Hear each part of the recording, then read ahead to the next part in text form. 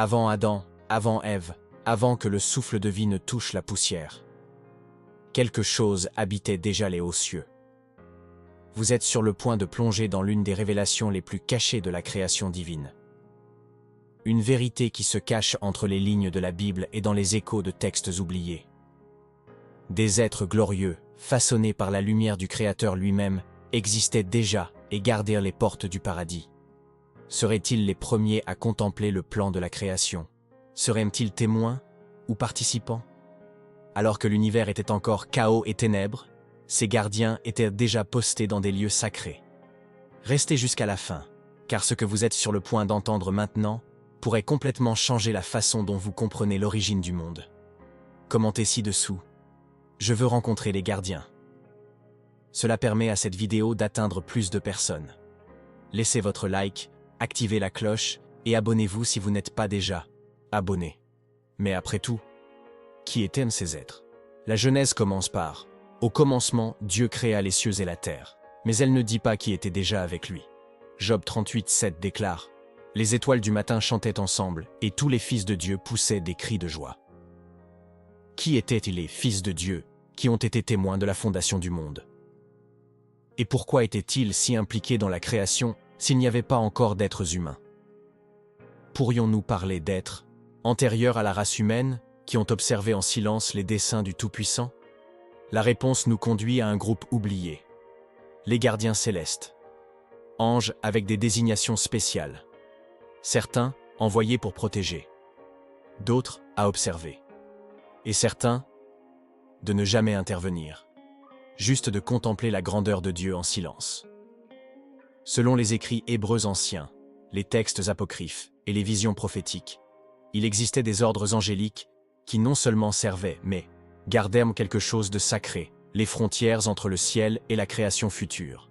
Des chérubins aux épées flamboyantes, des séraphins qui volaient autour du trône, et d'autres, encore plus mystérieux, décrits comme des observateurs, mentionnés dans le livre d'Enoch.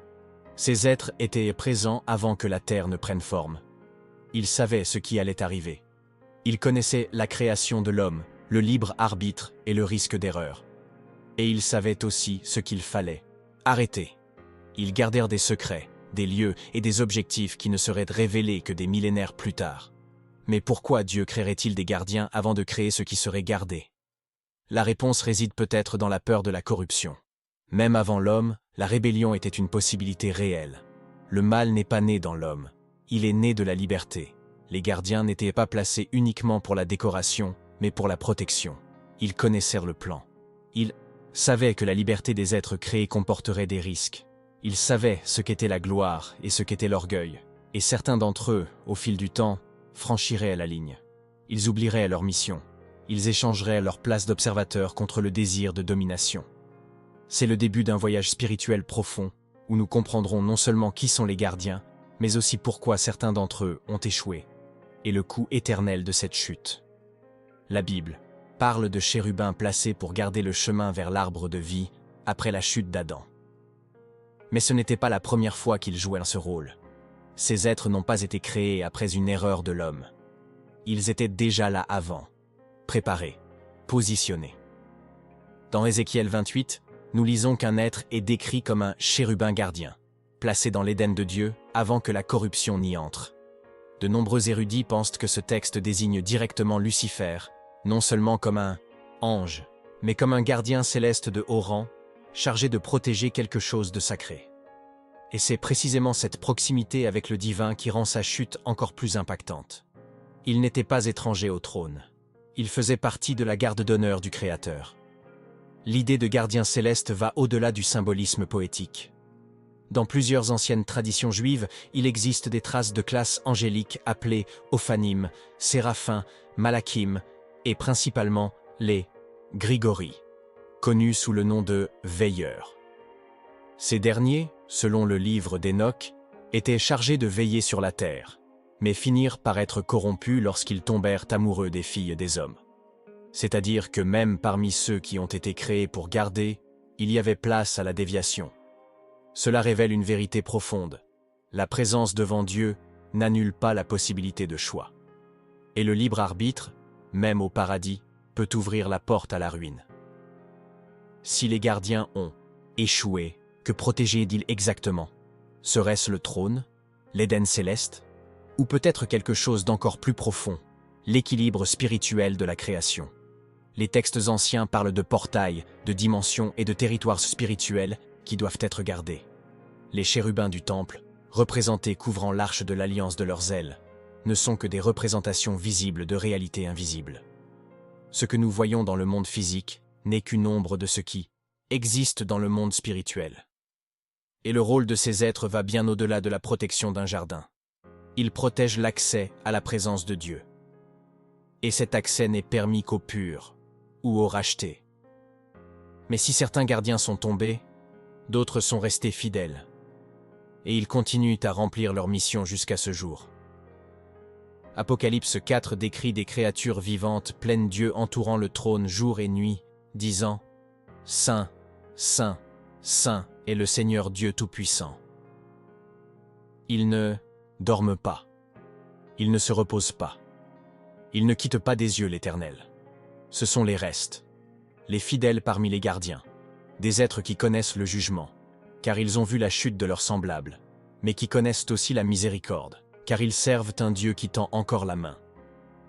Leur existence est un rappel silencieux que même avant que l'homme ne commette une erreur, la vigilance était nécessaire. Et jusqu'à la fin des temps, il en sera ainsi. Lorsque nous parlons de gardiens, nous ne parlons pas seulement d'anges avec des épées ou d'êtres volants. Nous parlons de conscience spirituelle dotée de fonctions spécifiques, désignées directement par Dieu avant l'émergence du temps tel que nous le connaissons. Des êtres dont l'existence est antérieure au concept même d'humanité. Ils connaissent le poids de l'éternité. Ils savent ce qu'est la gloire et ce qu'est la chute. Et c'est peut-être pour cette raison même que certains voulaient quelque chose de plus. Éternité sans tentation n'était pas une garantie, et le désir d'être comme Dieu suffisait à ouvrir la porte à la désobéissance, même parmi ceux qui gardaient avec zèle la sainteté. C'est ce désir qui a transformé un gardien en adversaire. Celui qui marchait autrefois parmi les pierres ardentes, selon Ézéchiel, est devenu l'opposant. Lucifer, le porteur de lumière, est tombé, et avec lui, bien d'autres. Mais le plus impressionnant est que sa chute n'a pas commencé par une guerre, mais par une intention, une pensée cachée, une graine de fierté plantée dans un cœur autrefois pur. Et c'est peut-être la leçon la plus profonde. La véritable bataille ne commence pas avec des épées, mais avec des idées. Même au ciel, où tout était parfait, une seule intention contraire au dessein divin suffisait à rompre l'harmonie. Le livre de l'Apocalypse nous montre qu'il y avait une guerre dans le ciel. Michel et ses anges ont combattu le dragon et ses partisans. Mais avant la confrontation, il y avait le silence. Un moment de tension cosmique, de décision. Les gardiens ont été obligés de choisir leur camp. Il n'y avait aucune neutralité. Soit ils ont servi le Créateur, soit ils ont rejoint la rébellion.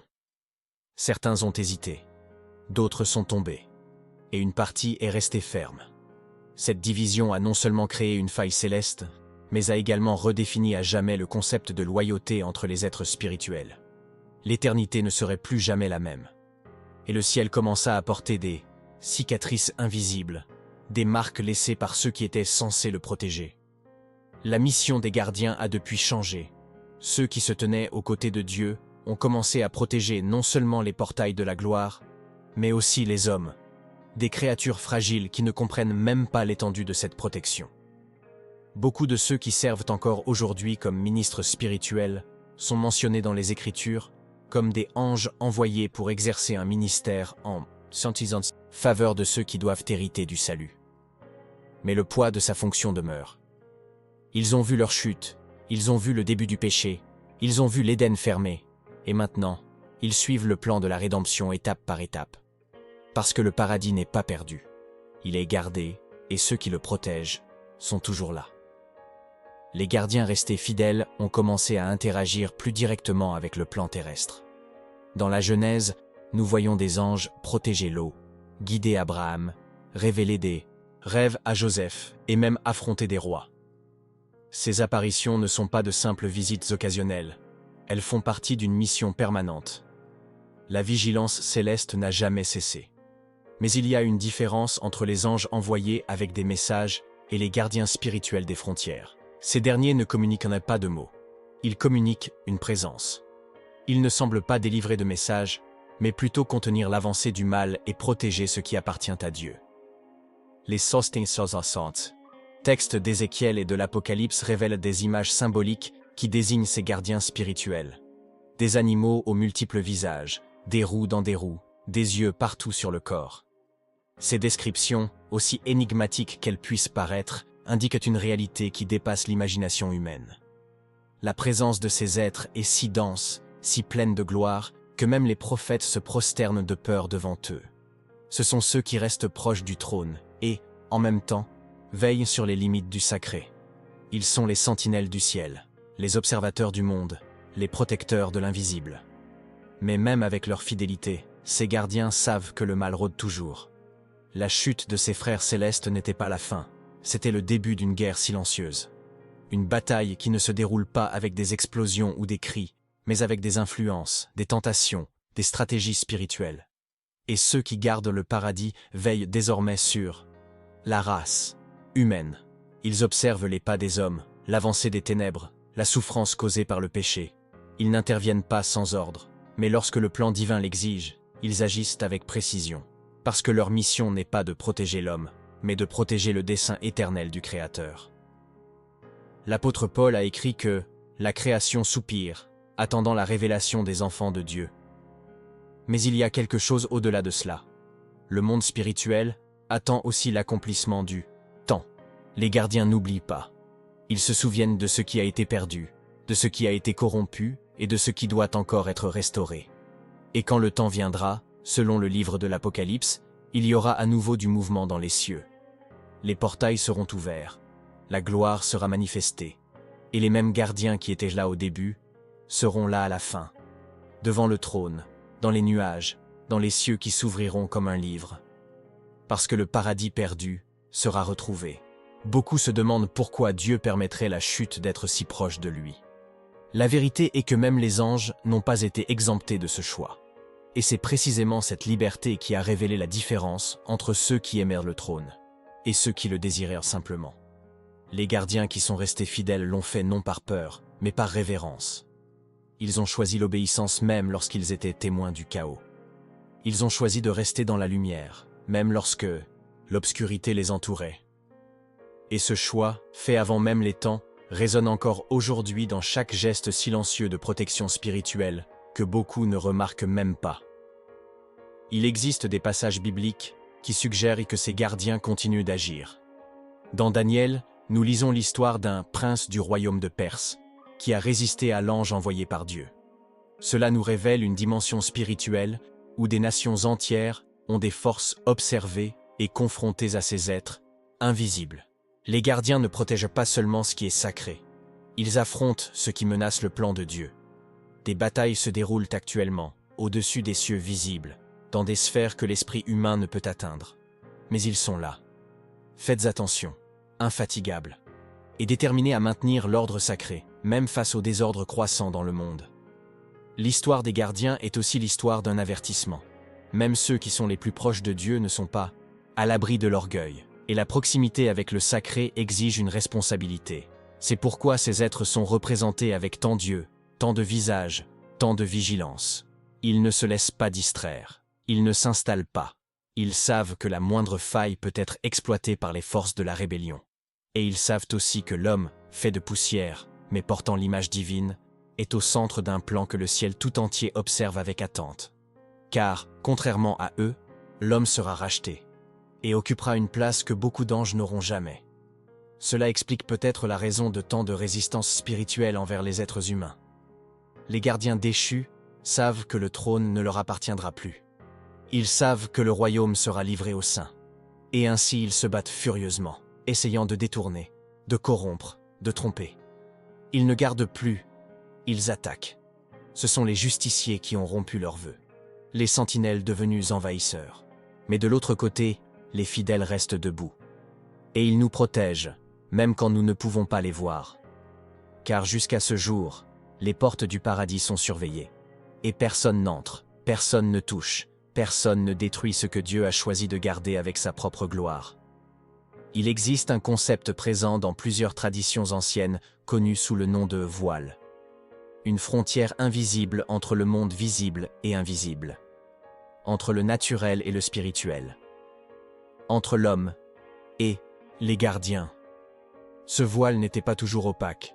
Dans l'Antiquité, les prophètes et les hommes élus pouvaient le traverser pendant de brefs instants. Ésaïe a vu le trône, Ézéchiel a vu les roues, Jean a vu les cieux ouverts. Et toujours, dans ces visions, il y a quelque chose en commun, la présence des gardiens. Ils sont là, non pas comme des figures d'arrière-plan, mais comme des colonnes spirituelles de l'ordre céleste.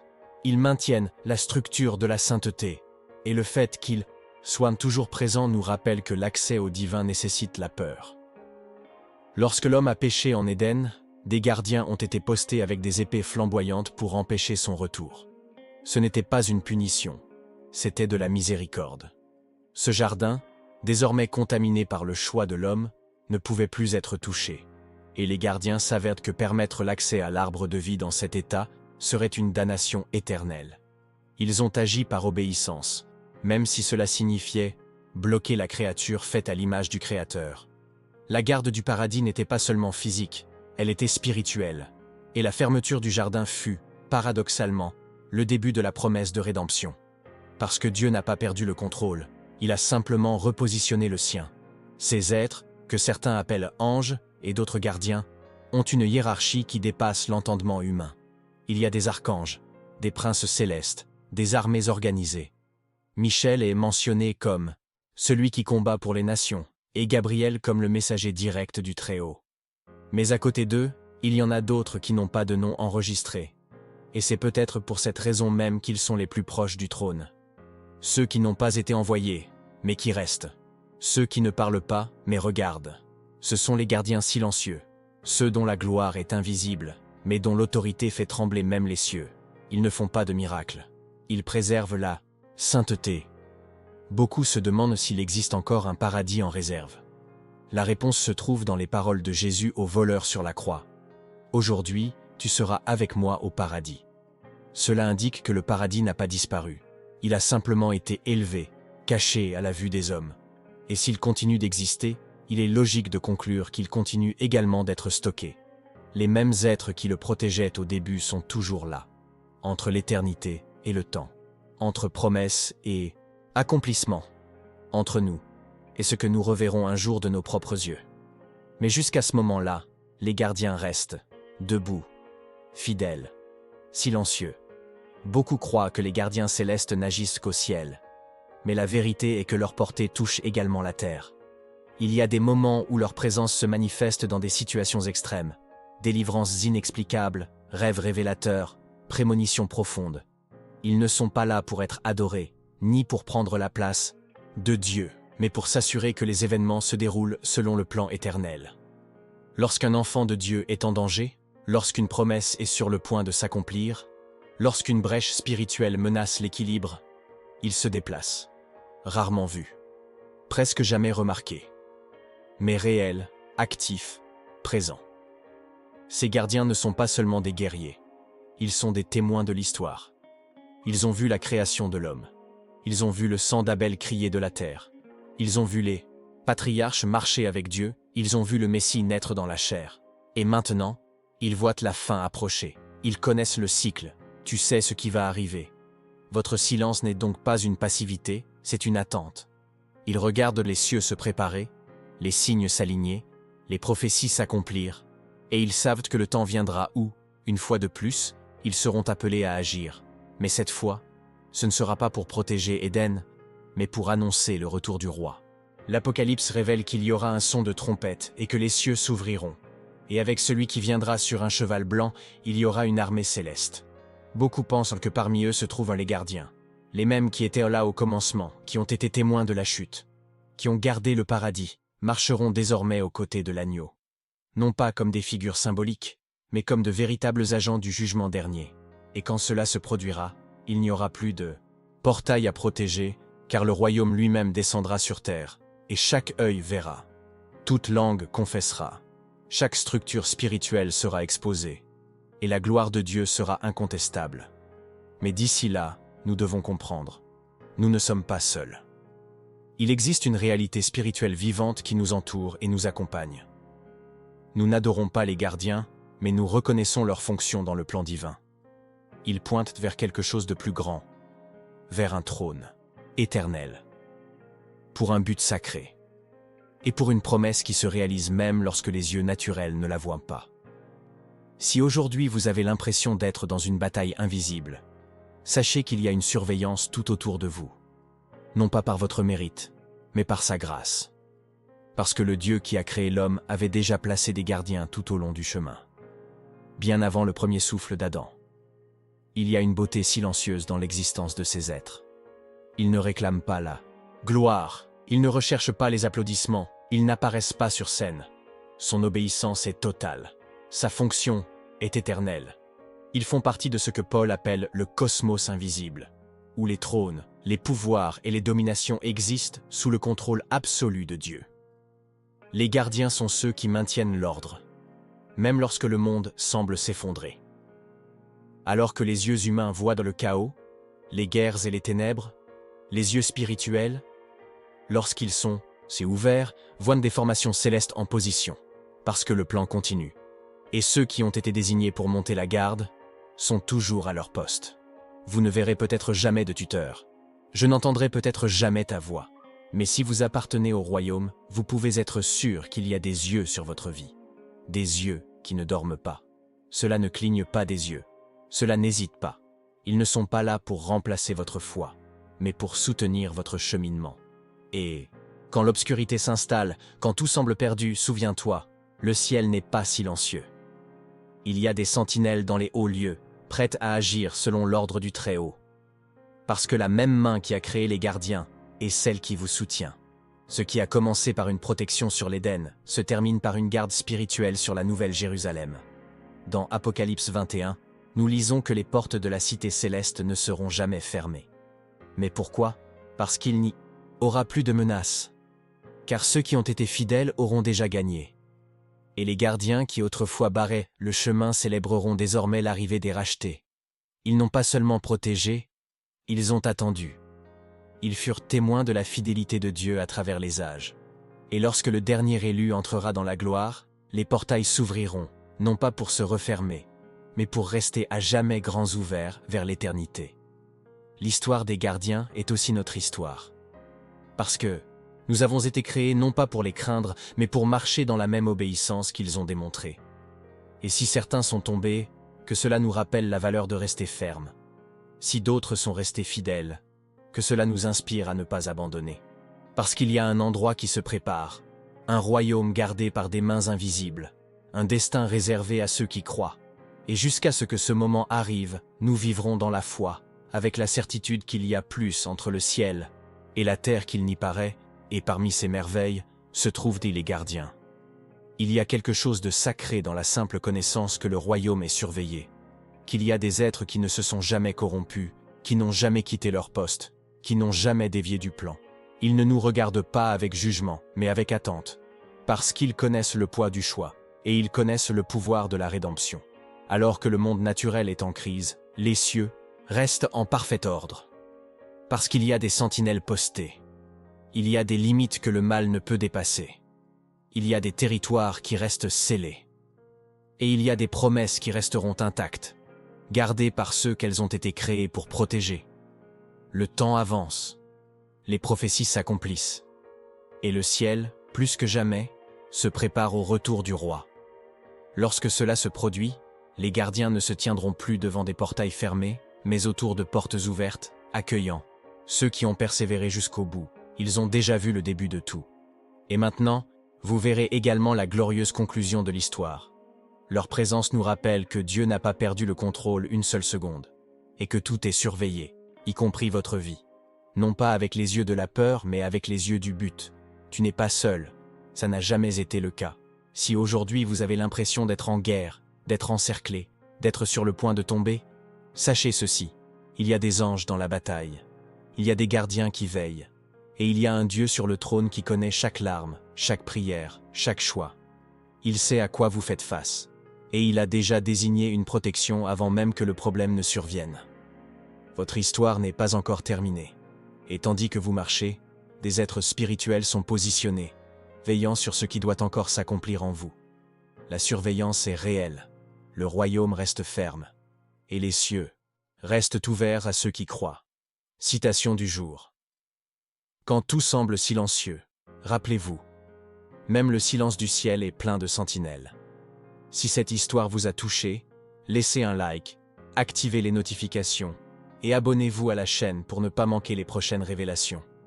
Et commentez ci-dessous la ville depuis laquelle vous regardez. Je veux savoir jusqu'où ce message atteint. Que Dieu vous bénisse et que les gardiens continuent de veiller sur le chemin de votre foi.